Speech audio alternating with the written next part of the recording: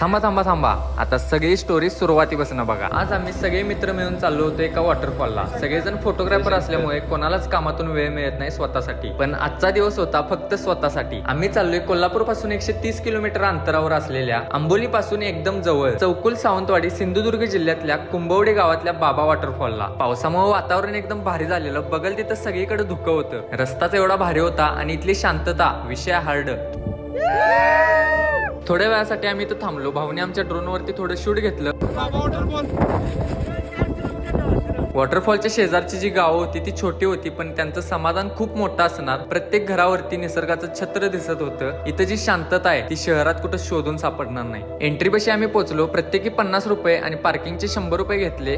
हातात वॉटरफॉलचे बँड बांधले आणि एंट्री दिली। त्यानंतर गाडी पार्क केली आणि पार्किंग पासून 1 ते 1.5 किलोमीटर आम्हाला चालत जायचं होतं।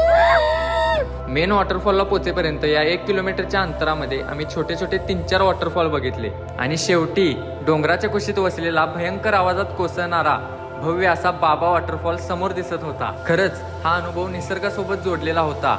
जर तुम्ही कामामध्ये अडकला असाल, तुमचं मन शांत नसेल, तर एकदा नक्की निसर्गामध्ये जा। तो खूप काही शिकवतो आणि स्वतःशी भेट घालून देतो। इथे जे आम्ही बघितलं आणि अनुभवलं ते शब्दात नाही सांगता येणार, पण ड्रोनने घेतलेले शूट, निसर्गाचे सौंदर्य आणि या उंच झऱ्यांचे दृश्य तुम्ही तुमच्या डोळ्यांनी बघा।